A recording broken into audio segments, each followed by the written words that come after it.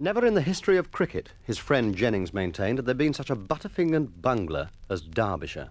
True, he was desperately keen to improve his performance, but for all his efforts he remained as clumsy on a cricket pitch as an elk on an escalator. It was disappointing because he had made a profound study of the game. He could recite by heart the batting and bowling averages of the foremost county players, and when safely away from the cricket field, he would demonstrate to boys smaller than himself the proper way to play a forward stroke or bowl a leg spinner. It was only when he came face to face with reality in the shape of a hard leather ball that his theories failed to stand the test, and he found himself quite unable to hit, stop, catch, throw, or even see the wretched thing until it was too late. For these reasons, Derbyshire would not have normally been picked to play in a house match. But it so happened one Wednesday in June that nearly half the school were in the sick bay suffering from mumps. With few other players to choose from, Jennings, the captain of Drake House junior team, chose Derbyshire as number 11 batsman for their fixture with the rival House of Raleigh. The Raleigh team batted first and scored a useful 84. In reply to this total, Drake had made 79 runs for 8 wickets, with Jennings still batting, when Derbyshire suddenly realised with a qualm of misgiving that he was the next man in. He found a pad and strapped it on. The buckle was missing at the bottom, but there was no time to do anything about it, and he was still searching for a second pad when a burst of cheering from the field announced that the 9th wicket had fallen. Derbyshire glanced at the scoreboard and noticed that the score had crept up to 83. 2 runs to win. "Buck up, Derby! You're in!" announced the scorer. "I can't go yet. I've only got 1 pad." "Never mind about that. Just stick in and let Jennings get the runs. Unless, of course, you get an easy one, then you can have a crack at it." The last man in swallowed hard. It was crazy to talk about his getting an easy one. Things like that never happened to him. 2 runs to make. The atmosphere pulsed with excitement. Derbyshire grabbed a bat and a pair of gloves and strode boldly towards the wicket, his single broken pad flapping uncomfortably about his ankle. It was not until he reached the crease that he remembered that he had not taken his blazer off. Just a mo, please," he said, and fumbled at the buttons with his padded fingers while the fielders shifted about restlessly.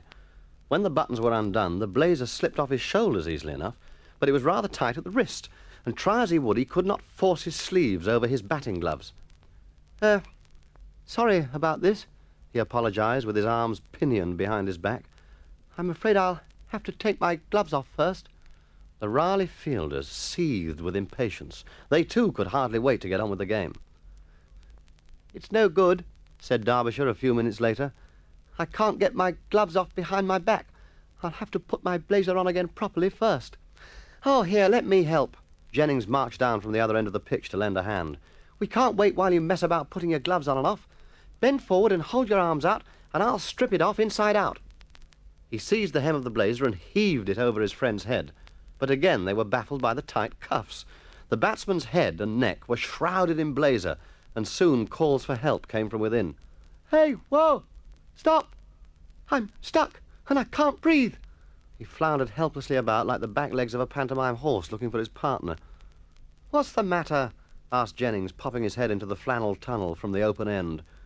"Oh, this is ghastly," said Derbyshire. "My cap's got stuck in the armhole and my glasses have come off. I think they've slipped down inside my shirt." "Keep still.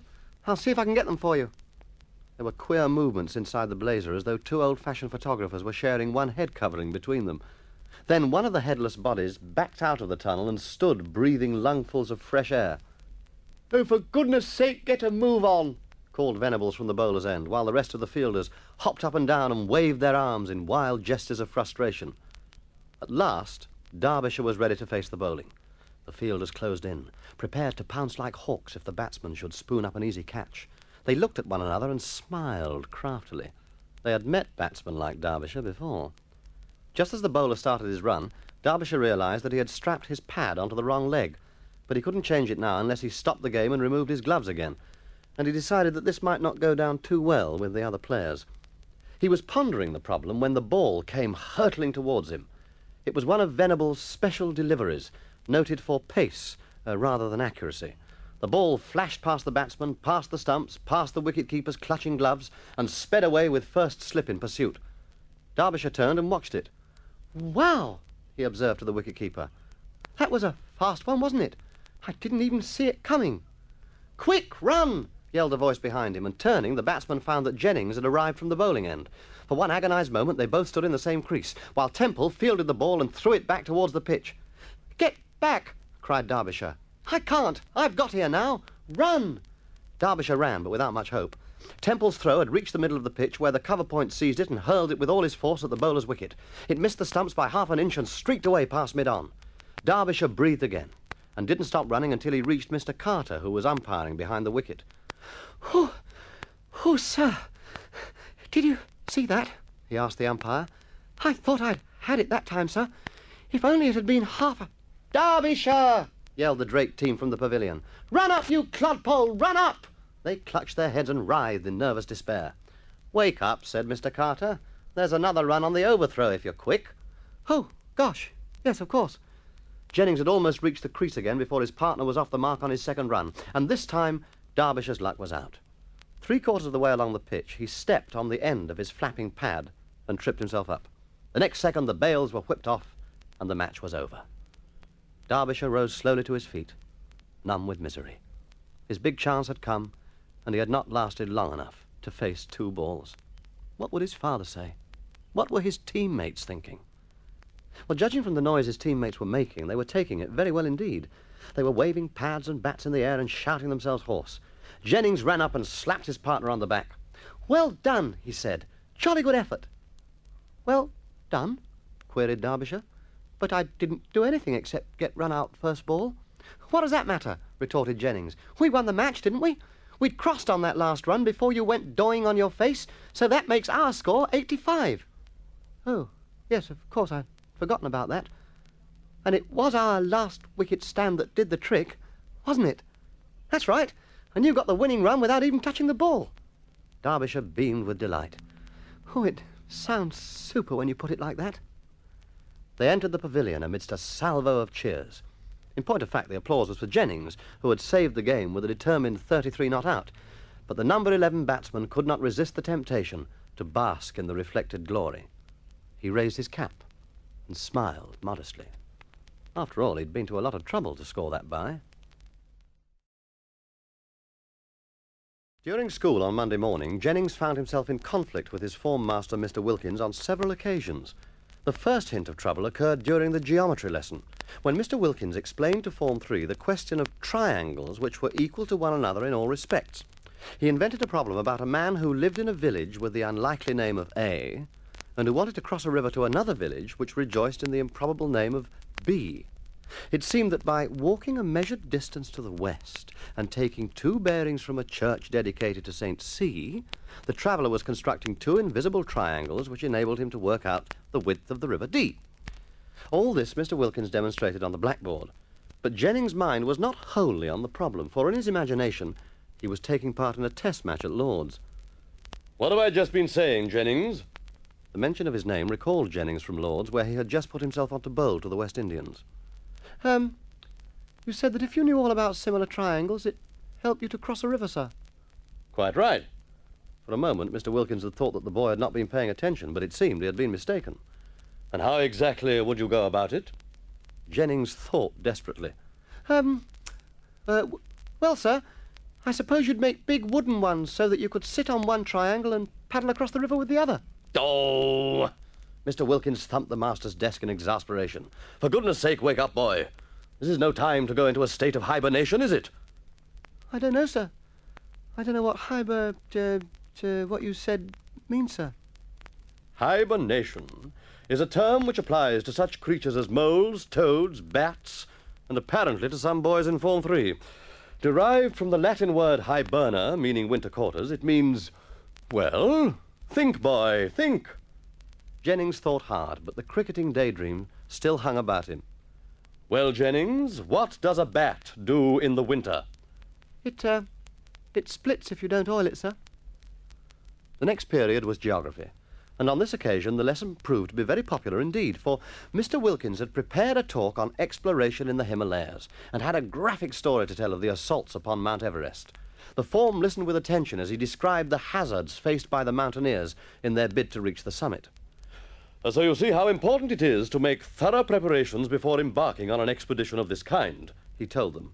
noting with satisfaction their keen concentration and the absence of fidgeting. The summit of Mount Everest is 29,000 feet above sea level, and in the rarefied atmosphere, every foot of the way is a struggle against the forces of nature. He frowned as a hand raised in the back row threatened to interrupt the flow of his narrative. Put your hand down, Jennings. I'll take questions afterwards. But, sir, it's terribly important, honestly. You just said Mount Everest was 29,000 feet, sir. That's quite right, it is. Well, sir, there's a page in the front of my diary which gives you a lot of facts, like, well, say, for instance, the world's longest rivers and the world's highest mountains and things. And it says there that you're wrong, sir. Does it indeed? Well, not actually, of course. I don't mean it says Mr. Wilkins is wrong, but it gives the height of Mount Everest as 29,002 feet, sir. Do you think they haven't measured it properly, or... Form 3 had been enjoying the lecture and felt incensed at what they considered to be a fatuous interruption. "Shut up, Jennings!" cried Atkinson. "Don't bother about him, sir. He's bonkers." Of course he is. Please go on with the lesson, urged Bromwich, as though a miserable 2 feet mattered one way or the other. Jennings rounded on Bromwich with some heat. "They matter a jolly lot, Bromo, I'd have you know. Supposing you were climbing Everest and someone told you that you'd only got to climb 29,000 feet. OK, then. When you'd struggled against nature for every inch of the way, and then you found you'd still got another 2 feet to go, you'd feel jolly peeved about it, wouldn't you?" "Maybe I would, but how do we know your diary's right? Have they checked it for themselves?" "Well, I don't suppose Mr. Wilkins has crawled all the way up with a tape measure if it comes to that." "I reckon they're both wrong," Derbyshire chimed in. "My father's got a book that says the height of Mount Everest is 29,928 feet. So either somebody's been using an out-of-date ruler, or... Sir, please, sir, do you think the abominable snowman lives at the top, sir?" Venables broke in. "I've seen photos of his footprints in the snow, ever so big they were, size 16s easily." "You're bonkers. There's no such person. He's just a legend," retorted Temple.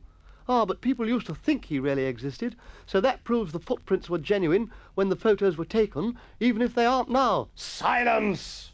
thundered Mr. Wilkins. It was infuriating that the lesson which had been going so well should sink to this puerile level of imbecility. He glowered at his audience until order was restored, and then made another attempt to recapture their attention. Now, as I was saying, a great care has to be taken in preparing these expeditions. At high altitudes, the wind blows a continuous gale, and the climbers have difficulty in breathing because of the rarefied atmosphere. "Because of the what, sir?" queried Atkinson.